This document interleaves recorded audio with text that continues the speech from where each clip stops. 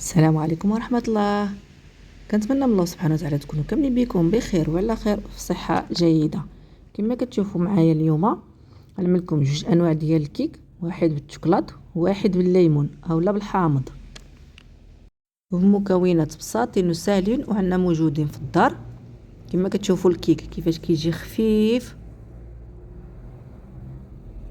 ومذاق فيه كيحمق، اما الشكل ديالو تبارك الله ما شاء الله. كيبقى الاختيار ديالك في التزيين اولا في التزويق ديال الكيك. بالنسبه ديال الليمون خليته انا عادي كما كتشوفوا حتى هو كيفاش جا.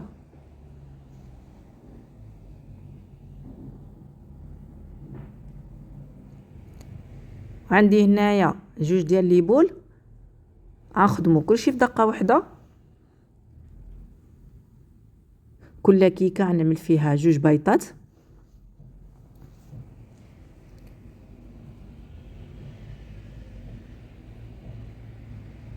على حسب المول ديالك نتينا اللي غتعمل فيه كيكه.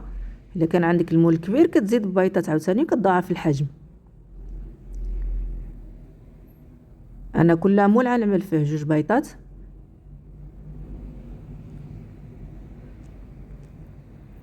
كاس ديال السكر،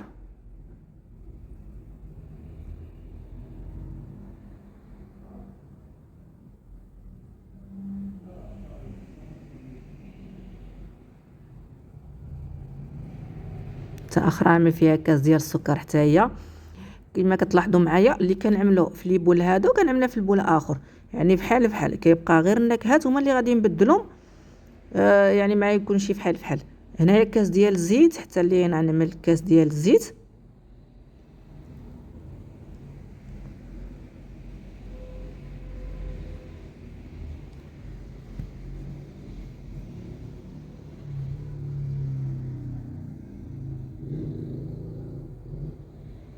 والكاس ديال الماء، انا الكيك ديالي دائما كنعمل فيه كاس ديال الماء دائما باش كيجي خفيف ورطب. صراحه كيجيني احسن من الحليب، ولكن كيبقى اختيار ديالك نتينا. عندك الحليب بغيتي تعمل الحليب كتعمل الحليب. انا هنايا غنعمل وحده فيها الحامض اولا الليمون. غنحك لها قشور ديال الليمون، ويمكن لك تعصر حتى الليمونه وتغملها فيها.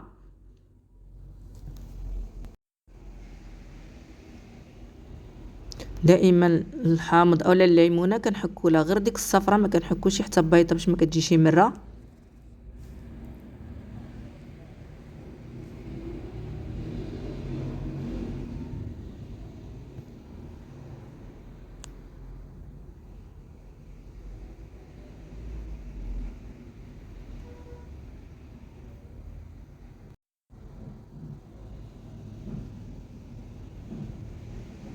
انا غنكتفي بهذا القدر هذا.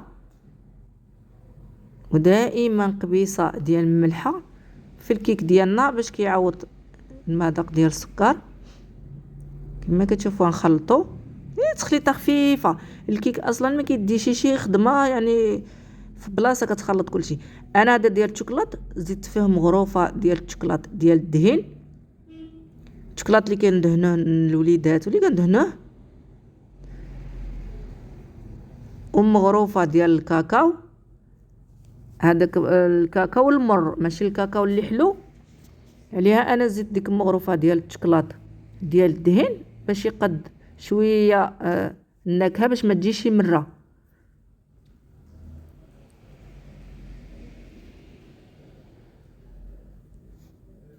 وهنايا من بعد ما عملت الطحين والخميره هي نفس الطريقه انا عامله في هذيك ديال الشوكولات. هنايا باش كنسرع المراحل. يعني ما خلطتها نعمل بيكين باودر اولا الخميره ديال الحلوى ديال 20 غرام، تقريبا جوج كيسان اولا جوج كيسان ونص ديال الطحين، على حسب السائل ديالك كيفاش غيكون عندك العجينه كيفاش بغيتيها خفيفه اولا ثقيله. من الاحسن تكون العجينه ديالنا ديال الكيك ما تكونش خفيفه، حيت ملي كتكون خفيفه وكندخلوها مفران راه ملي كنجبدوها كتهبط. دائما كنخلطوا الخميره مع الطحين باش ما كتكورناش. كنغربلو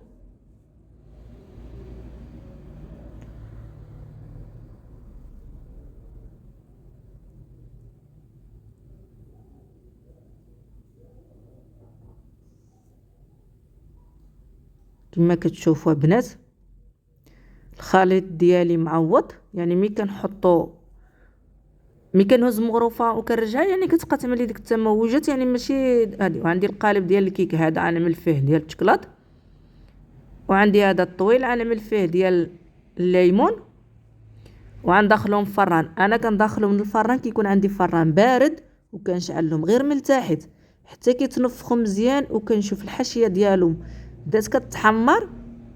ديك الساعه عاد كنفتح عليهم الفران وكنجرب. الا كانت الوسط ديالها طايب كنشعلها الفوقاني باش كتحمر، كانت الوسط ديالها باقي كنخليها تزيد طيب.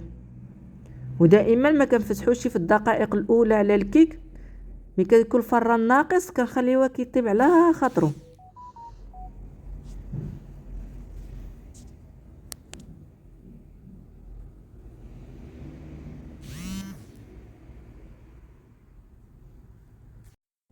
وهنا دائما كنمخطو القالب ديال الكيك ديالنا مع بوطاجيه ولا مع اللورنيه باش كتخوى منا دوك الفقاعات اولا ديك الهواء. غتقول لي حنا محتاجين في الهواء باش تنفخنا الكيكه، ولكن ضروري ما كنخويو ديك الفراغات اللي كيكونوا في العجينه عاد كندخلوهم الفران. وهنايا الكيك ديالي كما كتشوفوا في الفران من بعد ما طلع كتشوفوا الشكل ديالو، راه هي من الحاشيه ديال الكيكه ديال العاديه بدات كتبان بحال بدات كتحمر. في هذه اللحظه هذه نقدروا نفتحوا الفران. وهنايا الكيك ديالنا من بعد ما خرجناه من الفران خليناه يبرد شويه. اكبر خطا كيعملوه بعض البنات، كتجبد الكيكه باقا سخونه كتخويها من الطاسه ديالها ولا من القالب ديالها. من الاحسن الكيك نخليوها حتى يبرد، واخا تبقى غير دافيه ديك الساعه واخا تجبدها بالحق. ملي كتكون باقا سخونه بزاف من الاحسن ما تجبدهاش. هنايا عندي الكاناش بنات هو الشوكولات كدوب معاه شويه ديال الحليب واما شويه ديال الكريمه اللي عندك في الدار كدوبوا به. غنسقيها بالكاناش كامله وعنرش عليها الكاكاو المر والكاكاو الحلو. انا خلطتهم بجوج باش ما تجيش ديك النكهه ديال المروره بزاف.